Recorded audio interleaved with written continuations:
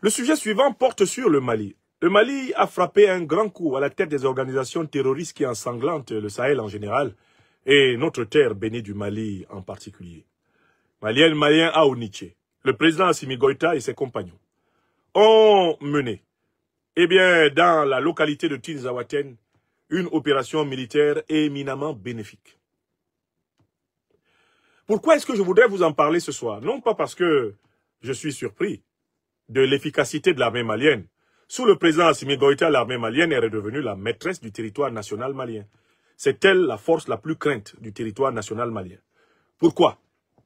Parce que le président Assimi Goïta et ses compagnons ont tiré les leçons de la nature réelle de la déstabilisation qu'ils subissaient. Alors que on avait présenté la théorie selon laquelle l'Afrique était attaquée par des djihadistes qui voulaient imposer une certaine forme d'islam à tous les Africains, le président Assimi Goïta et ses compagnons ont compris ce que nous expliquions depuis plusieurs décennies aux Africaines et aux Africains sans être suffisamment écoutés. Il n'y a pas de guerre religieuse en Afrique. Ceux qu'on appelle les djihadistes sont en fait des mercenaires terroristes qui ont accompagné l'OTAN dans le saccage de la Libye en 2011, qui ont été armés en Libye et chargés d'envahir le Sahel afin d'imposer aux États sahéliens l'acceptation de la recolonisation militaire, économique et politique du continent noir, afin de permettre la même pénétration au niveau du Golfe de Guinée, la même qui s'opère en République démocratique du Congo et jusque dans le canal du Mozambique. On envoie des prétendus terroristes religieux, mais qui ne sont pas religieux du tout. Ils déstabilisent la zone et ensuite on impose aux pays déstabilisés d'accepter le repositionnement des bases militaires impérialistes occidentales sur son sol. Et une fois que cela est fait, ces bases militaires permettent aux multinationales de prendre possession des richesses naturelles, pétrole, gaz, manganèse, coltan, lithium, uranium et consorts. Et une fois que ceci est fait, on impose une guerre permanente dans la zone pour avoir des présidents faibles dans les capitales qui font les 4 volontés des maîtres du Nord. Ce plan qui a été conçu dans les plus hautes officines de l'OTAN est désormais banalement connu par la paysanne africaine, par l'Africain du marché, par même le Wotrotigui, le pousseur. Ce banal plan est connu maintenant de tout Africain qui a un tant soit peu de culture politique à travers les réseaux sociaux d'information. Le président Assimi Goïta et ses compagnons ont changé la doctrine. Ils ont dit, nous au Mali, nous ne combattrons plus jamais les terroristes en nous appuyant sur les puissances qui les ont fait venir. Quelles sont les puissances qui ont fait venir les terroristes? Les puissances qui ont bombardé la Libye pendant 6 mois, armé Al-Qaïda et l'État islamique, qu'elles avaient créé au Moyen-Orient. Ces puissances sont les puissances de l'OTAN. Nous, au Mali, on ne combattra plus les terroristes en s'appuyant sur l'OTAN. C'est ce qui a été décidé au Mali. Et voilà le changement. Voilà le shift de la lutte antiterroriste au Mali.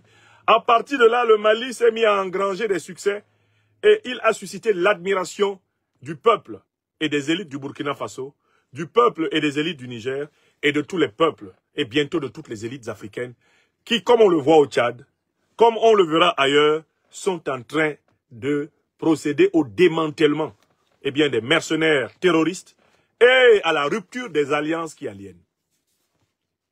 Oui, c'est du Mali qu'est partie l'étoile de la libération, l'étoile de la rédemption de l'Afrique du XXIe siècle.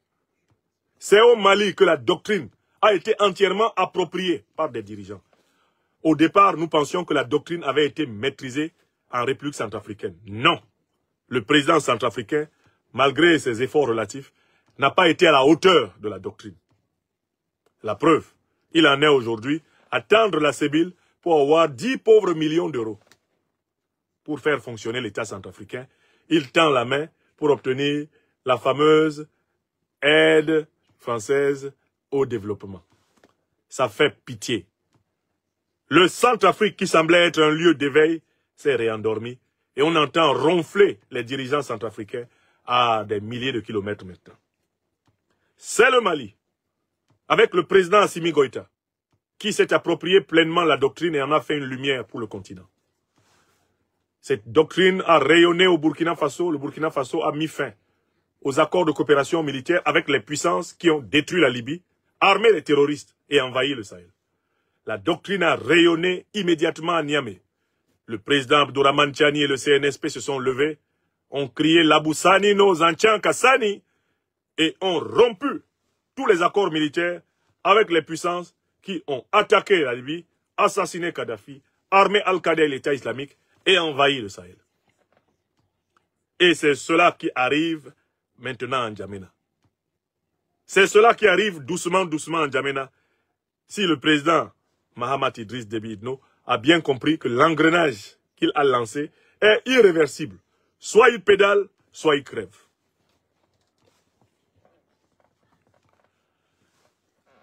Alors, face à cette difficulté, les impérialistes ont décidé de changer de stratégie. Au Mali, au Burkina, au Niger, comme partout ailleurs en Afrique.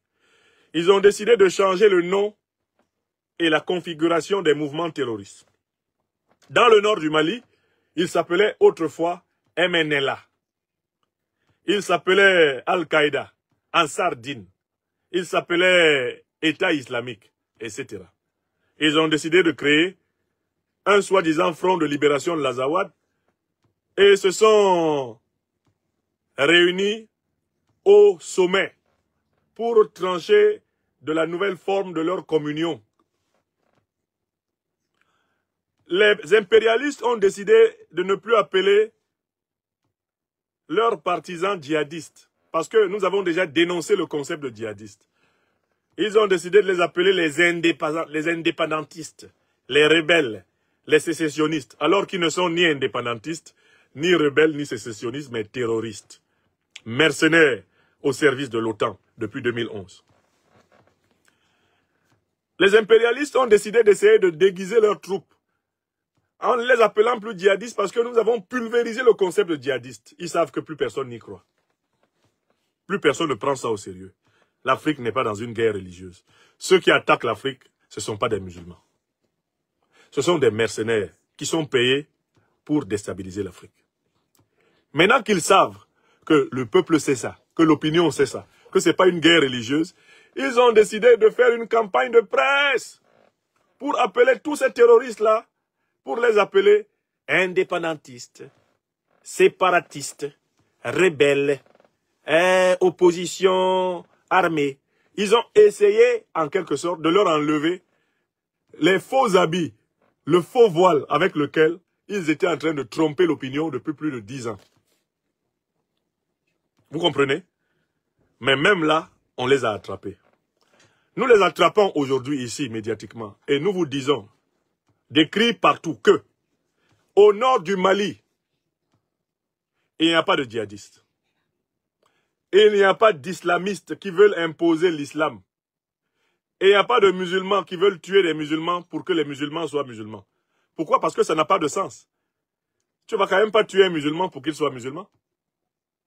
Et l'islam tel qu'il est pratiqué chez nous en Afrique, et tel qu'il est pratiqué presque partout dans le monde, ne te donne pas le droit de tuer quelqu'un parce qu'il n'est pas musulman. Donc, il faut que tout le monde comprenne et explique qu'il n'y a pas de djihadistes au nord du Mali, il n'y a pas de djihadistes au Sahel, et il n'y a pas de djihadistes en Afrique.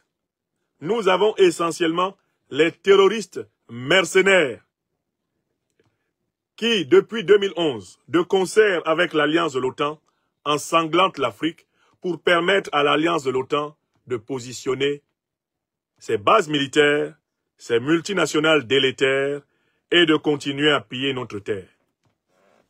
Voilà le message. Le Mali, qui a considérablement corsé son armement. Le Mali qui bénéficie aujourd'hui d'un renseignement aérien de pointe grâce à son alliance avec les puissances du monde multipolaire. Le Mali, le Burkina et le Niger qui sont en passe d'acquérir des satellites. Un satellite militaire, un satellite de communication, un satellite, eh bien, administratif et météorologique.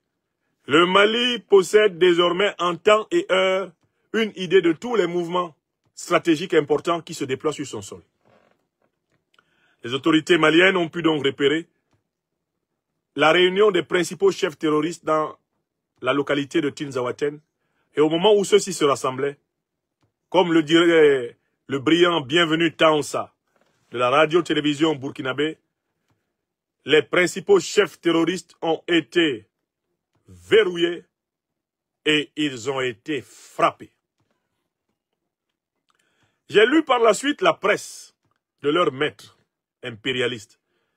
Mais la presse des maîtres impérialistes était en deuil. Non seulement ce sont les maîtres impérialistes qui leur avaient demandé de se rassembler, mais ils n'avaient pas prévu que le Mali ait la capacité de les identifier et de les frapper avec autant d'efficacité. C'est donc avec beaucoup de larmes, de morgue, que la presse impérialiste a pleuré les chefs terroristes, tentant de leur donner une stature indépendantiste, rebelle, héros, résistants qu'ils n'ont jamais eu. Même dans leur propre littérature, ils ne se sont jamais présentés comme des héros, des résistants et des rebelles. Bon. Mais qu'est-ce qu'il faut tirer de cette décapitation du leadership terroriste? Il faut tirer de cela une leçon fondamentale. Que doivent retenir les Maliens, les Africaines, les Africains en général? C'est que, en fait, la lutte contre les terroristes en Afrique, elle ne cessera jamais. Parce que le terrorisme sera constamment utilisé par les puissances impérialistes pour nous attaquer en Afrique. Et il faut que les Africains intègrent comme étant une donnée de leur vie quotidienne la lutte contre le terrorisme. Le terrorisme, c'est le refuge des puissances incapables d'attaquer frontalement l'Afrique. Le terrorisme, c'est le déguisement de la lâcheté du néocolonialisme et de l'impérialisme qui ont perdu leur position régalienne. Lorsque le néocolonialisme et l'impérialisme ont leur base à l'intérieur des terres africaines, ils organisent la déstabilisation de l'intérieur. Ils peuvent entretenir des groupes de l'intérieur qui fragilisent en permanence l'État africain.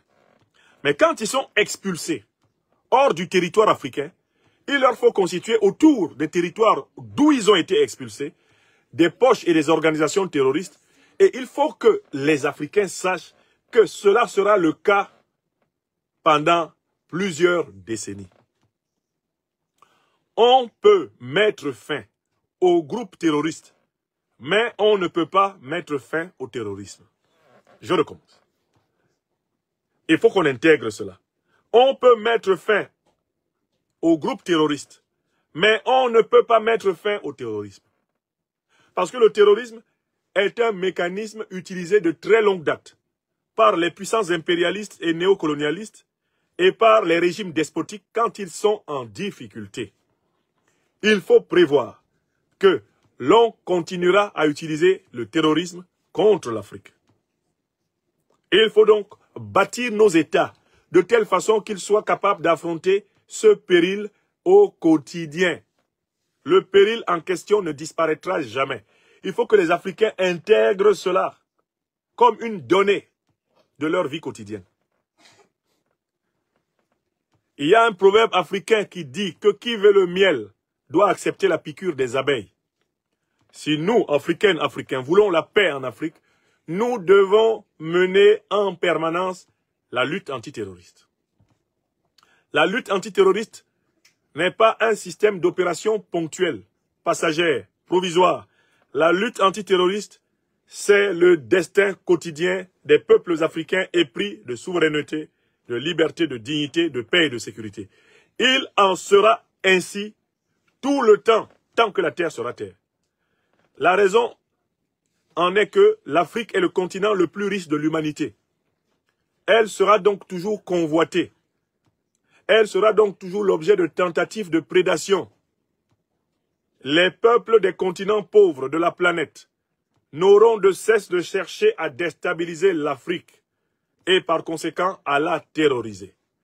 Voilà pourquoi certains d'entre eux, dans une villa de l'Union européenne à Niamey, avaient écrit une devise qui doit être notée dans l'esprit des Africains comme étant la structure du monde non africain envers l'Afrique. La devise dit « La paix, on peut l'éviter.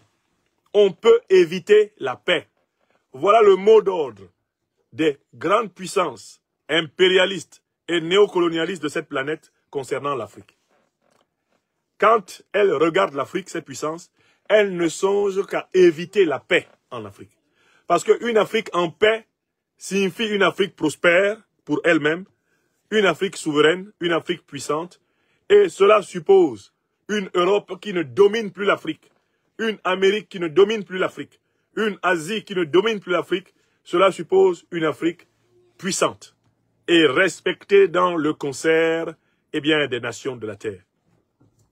De l'Afrique puissante, l'Amérique ne veut pas, l'Europe ne veut pas, l'Asie ne veut pas.